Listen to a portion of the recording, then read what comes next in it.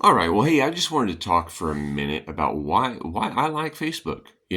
Even with the censorship and all the advertisements and the manipulation of data and all algorithms and all this kind of stuff, I am still capable of having discussions with people and spreading ideas and information that that it helps. I mean, I am unable to have the number of conversations in the real world, in the physical, tangible, person to person experiences that I get to have on Facebook, and I get to have these conversations with people all over the world.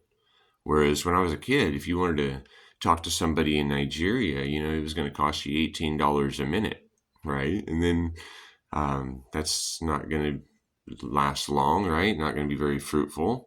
So, but luckily, even though we have censorship and algorithms that are kind of hard to contend with sometimes, it's still a good platform. So a couple years ago, I shared this one right here, this meme, and this meme war, this educational opportunity to recognize that the Second Amendment does not grant us the right to bear arms. The Second Amendment denies the government the authority to infringe upon our rights to bear arms, right? So in that, I had a response, right? Okay, so this guy here says, pretty sure that gun control is a psyop to institute control and make money selling ammo and guns. Every time someone floats more gun control, people go out and buy guns, ammo, and accessories. I used to be a gun owner and watched it show that way for over 35 years. And the more things change, the more things stay the same. I agree, Bob.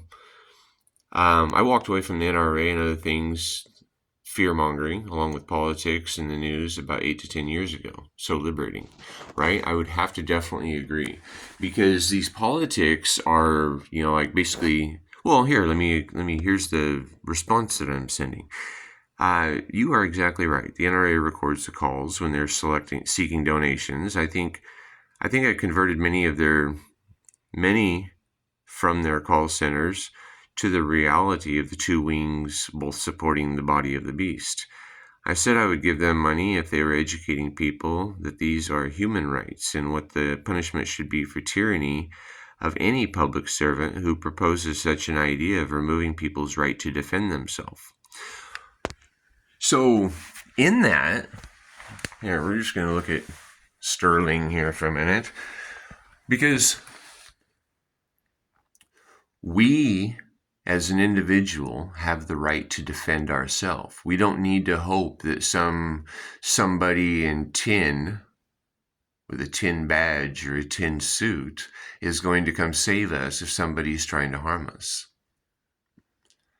I was working with a lady yesterday who has been in domestic violent situations, abuse, and she's been a victim of rape, and she's been a victim of many things in her life because she's not as strong or as tough as the person who did it to her.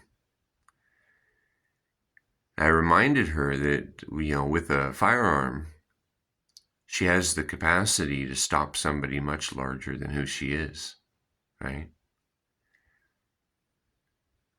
So when this came up on my feed this morning, I felt inspired to share this, because you have a human right to defend yourself with the best tool that you know is possible.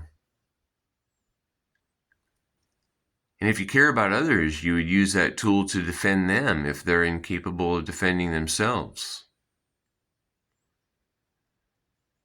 So if somebody comes to steal the use of your body or steal the things that you need to live your life,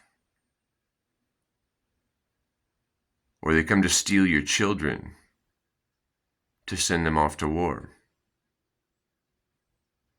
or they come to steal your children because they accidentally broke a rule that somebody somewhere else made up that nobody had consented to, We need to be defending ourselves against tyranny, because there's not really much of a difference between a public servant not working within their jurisdiction and an invading army.